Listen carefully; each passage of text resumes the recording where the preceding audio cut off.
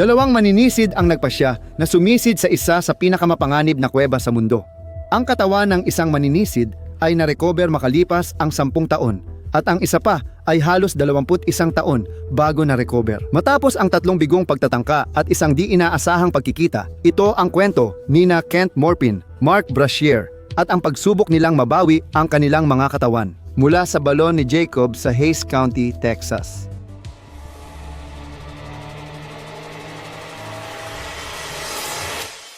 Ang balon ni Jacob ay isang bukal ng sariwang tubig na naitala noong 1,800 at 50 may 4 na metrong diametro. Sa ibabaw ng balon, bumababa ito hanggang 43 metro sa pinakamalalim na naitalang bahagi at umaabot ng 1,300 at 10 metro sa pinakamalayong naitalang punto. Ang malamig at malinaw na tubig sa balon ni Jacob ay umaakyat mula sa Trinity Aquifer. Ang ibabaw ng bukal ay nasa ilalim ng nakapaligid na antas ng tubig. Ibig sabihin, ang tubig ay itinutulak pataas palabas ng bukal dahil sa bigat ng nakapaligid na water table. Noong 1,924 na sukat ang daloy ng tubig papasok sa bukal na mas mababa sa 1 kubikong metro bawat segundo. Noong taong 2,000 unang beses na tumigil ang pag-agos ng balon. Mula noon, 4 na beses na itong huminto sa pag-agos. Huli noong Hulyo 2022.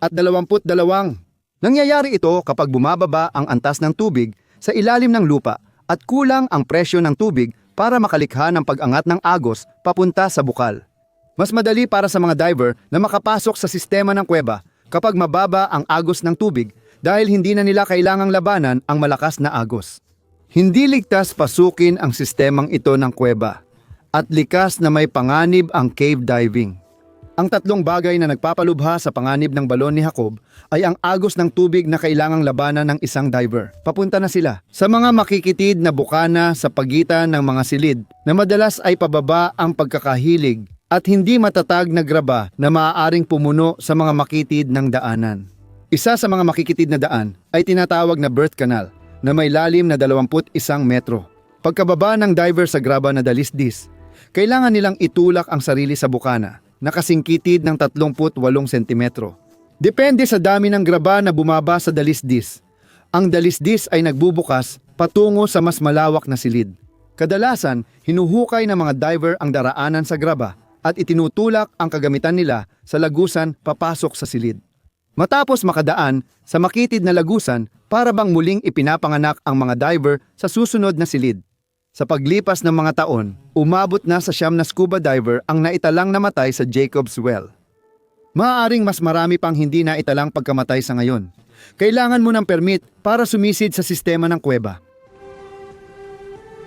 Noong ika-9 ng Setyembre, 1979 dumating ang 2 diver sa Jacob's Well. Balak nilang sumisid sa sistema ng kuweba. Kasama sila sa grupong may 20 katao, pero gusto ng dalawa na mauna sa kuweba bago abala ng malaking grupo ang sediment sa loob. Alas 11:30 ng gabi, noong dumating sila, pumasok agad sila sa tubig habang ang iba ay nagtatayo pa lang ng kampo. Bihasang diver sina Kent Morpin at Mark Brashear at nasa early 20 dashes pa lang. Si Kent ay assistant instructor at nagdadive mula 12 taong gulang. Hindi lang nila gustong sila ang unang mag-dive sa kuweba, gusto rin nilang makarating hanggang sa pinakahuling naitalang silid na may nakamamatay na kasaysayan.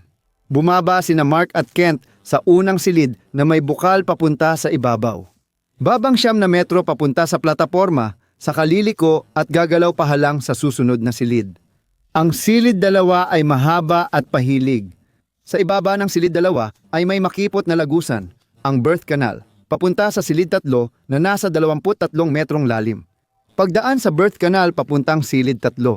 Sina Kent at Mark ay nakatagpo ng iba pang diver na nag-e-explore sa huling ligtas na silid ng sistema ng kuweba.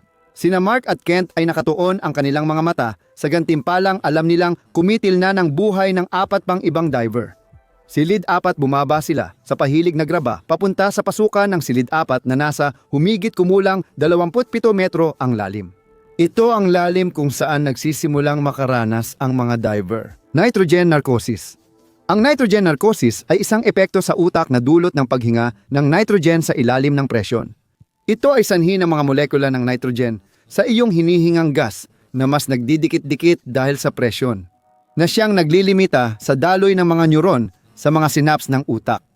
Nararanasan ng diver na parang umiinom ng martini. Habang lumalalim, mas dumarami ang martini, pero agad din itong nawawala. Habang umaakyat ka, inaalis ni Kent ang scuba gear at dahan-dahang bumabalik sa lagusan. Patungo iyon sa kwarto 4. Kinokopya ni Mark at sumusunod kay Joe Moy na nasa kwarto 3 at nakikita niyang umaatras si Mark papasok sa lagusan na may iisang ilaw lang at walang cave reel. Lumalangoy siya papalapit at kinikindata ng ilaw si Mark para makuha ang kanyang atensyon. Kino-question ang desisyon niya rito. Sa tingin ko parang may tunnel vision si Mark. Hindi man lang siya tumingin pataas, basta umatras lang siya papasok sa lagusan. Hindi na muling nakita sina Kent at Mark. Nagulat si Joe Moy sa kanyang nasaksihan. Naghintay siya hanggat kaya ng kanyang hangin.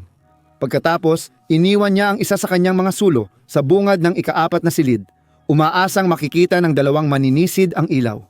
At pagkatapos, ay bumalik siya at lumabas ng kuweba upang ipaalam sa iba pang mga maninisid. Habang umaakyat siya, nahihirapan si Joe sa kanyang mga nakita. Alam niyang aahon siya sa ibabaw upang mag-organisa ng paghahanap sa kanyang puso. Umaasa siyang isang pagsagip ito sa kanyang isipan. Alam niyang pagbawi ng bangkay ito. Nakarating si Joe sa ibabaw at ipinaalam sa ibang mga diver ang nangyari. Nagpadala ng tawag sa lokal na mga autoridad. Si Paul Batalla ay isang pulis at cave diver. Nasa istasyon ng pulis siya. Natanggap niya ang tawag para mag-organisa ng isang rescue. Isang oras matapos ang unang tawag, dumating si Paul Batalla sa bahay ni Don Dibol. Si Dibol ay dating Navy diver, eksperto sa cave diving, isang diving instructor at may-ari ng lokal na dive shop. Kasama si Batalla, isang miyembro ng Hays County Volunteer Body Recovery Unit, pinag-usapan ni Dibol at Batalla kung paano isasagawa ang pagsagip. Pinag-uusapan nila ito bilang isang pagsagip, pero alam nilang ito ay pagbawi ng bangkay. Ang plano para mabawi ang isang bangkay ay bahagya lang na iiba sa isang pagsagip, kaya sinimulan na nila ang kanilang plano. Tinawagan nila ang iba pang miyembro ng recovery unit, nagmaneho papunta sa tindahan ng selda ni Dibol para kunin ang mga kagamitan at nagtungo sa balon ni Jacob. 15 minuto matapos umalis sa tindahan ng selda, narating nila ang dilim. Ang grupo mula sa Pasadena ay nasa tubig na naghahanap sa 2 nawawalang diver. Sinabi nila kay Dibol na hindi pa nila natatagpuan sina Mark o Kent kahit nalibot na nila ang buong kuweba. Sigurado silang nasa chamber 4 ang 2 diver dahil may diver na nagsabing nakita ang mga gamit na natabunan ng graba sa lagusan papunta sa susunod na silid. Ang diver na ito, na hindi nabanggit ang pangalan sa mga ulat na nahanap ko, ay sinasabing gumawa ng 2 sunod na 19 na minutong pagsisid. Nakita niya ang mga bangkay at pagkatapos ay umuwi siya para magpahinga, kung saan siya nagkaroon ng decompression sickness at kinailangang ilagay sa recompression chamber para gamutin. Ipinapakita nito ang isa sa pangunahing problema sa pagsagip. Kapag napapahamak ang mga diver, kadalasan ay dahil nilalampasan nila ang hangganan ng kaligtasan. Sa loob ng matitinding kapaligiran, napipilitan ang mga tagapagligtas na lampasan pa lalo ang hangganan ng kaligtasan. Lalong lumalala ang sitwasyon dahil nararamdaman nila ang presyon ng tumatakbong oras, na kadalasan ay nauuwi sa maling pagdedesisyon. Ginagamit ang dive planning table para malaman gaano katagal pwedeng magtagal ang diver sa isang lalim at kung gaano katagal dapat silang magpahinga pagkatapos. Sa pagitan ng mga dive, hanggang 8 minuto ka lang sa 42 metro bago maging decompression dive ito. Kailangan mong mag-safety stop habang umaahon. Kailangan mo munang manatili sa labas ng tubig ng hindi bababa sa 1.5 oras bago ka muling sumisid. Kaya itong diver na ito ay gumawa ng 2 decompression dive na walang pahinga sa pagitan para makasubok siyang magligtas ng buhay at sa proseso ay nagkaroon siya ng decompression sickness. Madilim pa at ang unang naisip ni Don ay maghintay hanggang mag-umaga. Ang karanasan niya sa pag-recover ng mga tao ay kadalasan handa silang maghintay hanggang sumikat ang araw.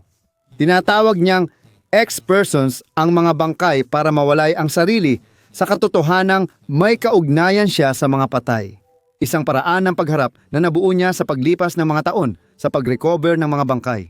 Pero kasing dilim lang sa loob ng kuweba, tuwing araw gaya ng sa gabi, kaya nagpadala siya ng 2 diver sa tubig para suriin ang sitwasyon. Umakyat sila at sinabi kay Don na mahirap ang recovery. Hindi nila makita ang mga bangkay, pero hinala nilang nakabaon ito sa graba sa lagusang papuntang Chamber 4. Hindi sila mapakali sa ideya na ilalabas ang mga bangkay dahil posible pa ring bumagsak ang graba mula sa dalisdis at matabunan ang tagapagligtas. Paghuhukay sa makitid na lagusan, 10 araw ng mga. Nagpadala si Don ng 2 pang divers pababa. Sinimulan nilang alisin ang ilang bato at graba sa bungad ng Chamber 4. Umaasa silang makahukay ng lagusan upang makapasok sa susunod na silid. Ngunit bawat batong inaalis nila ay agad napapalitan ng mas maraming graba, kaya nagdesisyon si Don na siya na mismo ang tumingin. Sila ng kasama niya ay kumuha ng dagdag na stage tank at iniwan ang mga ito sa 8 at 23 metro. Para sa kanilang pagbabalik, nakarating si Don sa bungad ng silid, 43 metro sa ilalim ng ibabaw, kung saan ang lagusan ay kumikipot sa pagitan ng kisame at ng graba. Nagpasya siyang sumiksik ng kaunti upang subukang makita ang likod ng lagusan. Umabot siya hanggang balikat ang lalim nang biglang dumulas ang graba mula sa likuran na nagpatrap sa kanya sa halos parehong paraan ng 2 diver na hinahanap niya ang mga katawan. Bumibilis ang paghinga at tumitibok na nang mabilis ang puso ni Don. Alam niyang agad na siya ay may problema, pero kalmado siya. Ganyan lang ang nagagawa ng karanasan. Sinubukan niyang palayain ang sarili at igalaw ang mga kamay, pero mahigpit itong nakasiksik. Hindi niya man lang mahila ang linya sa reel. Habang gumagalaw siya, lalong dumudulas ang graba sa paligid niya. Kahit sinasabi ng isip niyang magkalmado, nagsisimula na siyang magpanik. Nagsimula siyang gumiling at pumilipit para makalaya, huminga siya ng malalim at lumunok ng mariin. Tapos, sa kanyang gulat at ginhawa, bumitaw ang graba. Dumulas ito sa ilalim niya at nagawa niyang makalabas pabalik sa daanan. Nakalunok at nakalanghap siya ng sobrang hangin kaya naubos ang laman ng tangke niya. Nanginginig at tuliro, isinaksak ng kasama niya ang extrang regulator sa bibig ni Don at sinimulan siyang iahon pabalik sa silid. Sa kabila ng birth canal ay may extrang silindro. Kailangang makarating agad doon ni Don, pero ang hangin na nalunok niya ay lumalaki na ngayon sa kanyang tiyan. Ang hangin ay naiipon dahil sa presyo ng tubig. Habang umaangat ang isang bula ng hangin, ito ay lumalaki. Kaya ang kaunting hangin na nalunok ni Don ay lumalaki na ngayon mula 43 metro hanggang sa ibabaw. Pagdating niya sa ibabaw, ang hangin ay lalawak ng 5 beses sa dami nito mula noong nalunok niya ito. Ang tiyan ni Don ay sobrang lumaki, parang buntis siya. Dinala siya sa recompression chamber pero walang naitulong ang gamutan para maibsan ang kanyang sakit. Inilipat siya sa ibang ospital, kung saan nakita sa x-ray na pumutok ang kanyang tiyan at napuno ng hangin ang loob ng kanyang tiyan. Inilarawan ng doktor ang operasyon na parang paghiwa sa basketball na biglang lumalambot o nawawala ang hangin. Nagkaroon ng utang na 8,000 si Don sa ospital dahil expired na ang kanyang insurance. Sa mga sumunod na linggo, nagkaisa ang diving community para makalikom ng pondo para kay Don. Bumalik tayo kina Jacobs. Sa ngayon, umusad na ang mga recovery operations, kasama ang isa pang leader sa diving community, si Don Broad. May history si Broad kina Jacobs. Nang makita ang ilang divers na napahamak, kinausap ni Broad ang may-ari ng lupa para payagan siyang pamahalaan ang lugar. Nagsimula siyang maningil ng entrance fee na ginamit niya para tustusan ang gastos sa pag-regulate ng pagpasok sa balon. Sa pamamagitan ng prosesong ito, masisiguro niyang may tamang pagsasanay at karanasan ang mga divers bago sumisid sa ganitong mapanganib na lugar. Pero hindi nagustuhan ng ibang dive centers at mga instruktor ang pagbabayad ng entrance fee sa lugar na dati naman nilang malayang napupuntahan. Dahil sa dami ng reklamo, hinayaang mag-expire ng may-ari ng lupa ang kontrata kaya nawala ang kapangyarihan ni Broad na magpatupad ng safety standards sa balon. Ngayon, bumalik si Broad para tumulong sa pagkuha ng mga katawan ng 2 diver. At alam niyang sana ay naiwasan ito kung siya pa rin ang may kontrol. Isinantabi niya ang kanyang pagkadismaya para makatulong sa pagkuha ng mga katawan ng 2 binatang ito. Ininspeksyon ni Broad ang lugar na kabisado niya. Ipinapaliwanag niya ang planong alisin ang graba sa pamamagitan ng pagpuno ng netbag at pagpapalutang gamit ang lift bags. Magsisimula sila sa itaas ng dalisdis at dahan-dahang bababa, tinitiyak na walang graba sa itaas na maaaring dumulas pababa at palitan ang graba. Hinuhukay nila mula sa lagusan. Ipinapaalam niya sa mga pamilya at autoridad na maaaring abutin ng linggo o buwan ang paghuhukay sa lugar. Naabisuhan na ang mga magulang ni Kent at Mark at dumating na sila sa balon. Ang tatay ni Kent Morpin ay labis na natutuwa sa suporta mula sa diving community na nagsasama-sama upang subukang hanapin ang mga katawan ng kanilang anak. Nagbuo ang lokal na bangko ng pondo at nagsimulang mag-donate ang komunidad para suportahan ang gastusin sa pag-recover ni Kent Morpin at Mark. May mahirap na tungkulin ngayon ang mga pamilya at autoridad na pumili ng pinakamahusay na plano para ma-recover ang kanilang mga mahal sa buhay. 2 diver ang namatay at isa pa ang nawawala. May isang recreational diver na nagka-decompression sickness. Isa pang professional na search and rescue diver ang napunitan ng tiyan. Isa pang eksperto sa kuweba ay may ambisyosong plano na hukayin ang lugar gamit ang kamay sa loob ng ilang buwan. Labis ang lungkot at desperasyon nilang mabawi agad ang katawan ng kanilang mahal sa buhay. Kasama ng mga autoridad na nais ng mabilisang solusyon, naghahanap sila ng alternatibong opsyon. Nahanap nila ang alternatibong ito sa isang komersyal na diving outfit, ang Schaefer Diving Company mula sa Freeport. Ang may-ari ng kumpanya, si Louis Schaefer, ang nagsabi sa mga reporter. Oo, mailalabas namin sila. Nagdala siya ng recompression chamber, mga air compressor at kagamitan para sa pagbomba ng graba. Ang operasyon ay nagkakahalaga ng 5,000 para sa kagamitan at 2,000 at 500 bawat araw.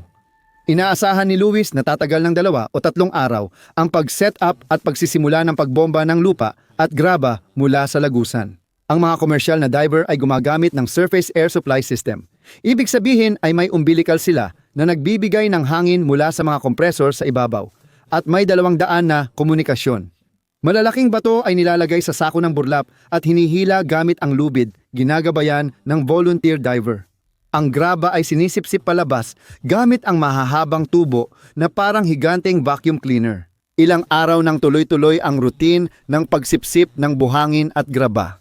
Sa ilang pagkakataon, bumababa ang mga komersyal na diver tuwing umaga at natutuklasan nilang may mas maraming graba na muling naipon sa daanan na nilinis nila noong nakaraang araw. 1 linggo mula simula ng operasyon, naipit ang isang diver sa pagguho ng graba pero agad siyang nahukay ng mga kasamahan, bagamat nagdulot ito ng kaba sa mga diver. Pagkatapos ng ilang araw ng paghuhukay, naipasok nila ang kamera sa daanan. Isang grupo ang sumuri sa recording at iniisip nilang may metal na tangke pero hindi malinaw kaya hindi sila sigurado. Kinabukasan, nagpatuloy silang maghukay hanggang sa muntik nang makalusot ang isang diver sa daanan. Ikinuwento niyang nakikita niya ang parte ng silid pero hindi siya makapasok para makita ito ng buo. Mayroong 2 malalaking bato at ilang toneladang graba na kailangang alisin. Nagbigay ng press conference si Bill Wright, kanang kamay ni Louis Schaefer at namamahala sa dive site. Wala na silang pera, hindi sila libre sumisid at may kailangang magbayad ng bayarin nila. Nagkulong sina Bill at ang kanyang mga tauhan sa isang hotel at naghintay ng ilang araw. Kinumpirma ng isang senador mula Pasadena na siya ang sasagot sa bayarin ng kumpanya, habang sinabi ni Louis Schaefer na idodonate niya ang oras ng kumpanya. Mula noon, bumalik ang mga diver sa lugar matapos ang ilang araw ng politikal na pagpapakitang gilas. Ngunit natuklasan nilang muling natabunan ng graba ang buong lagusan. Tinawag ang pangalawang kumpanya ng diver para magbigay ng kanilang opinyon. At lahat sila ay nagkasundo na wala talagang ligtas at matipid na paraan para mahukay ang lahat ng graba sa loob ng Jacob's Well. Sa paraang papayagan silang pumasok sa Chamber 4 para hanapin sina Kent at Mark. Nagpasalamat ang ama ni Kent Morpin sa mga nagbuwis ng buhay para makuha ang katawan ng anak nila. Ngunit nag-aalala rin siya na baka mas marami pang masaktan o mamatay kung ipagpapatuloy nila ang pagtutulak. 12 araw matapos mawala ang 2 diver, itinigil na ang paghahanap.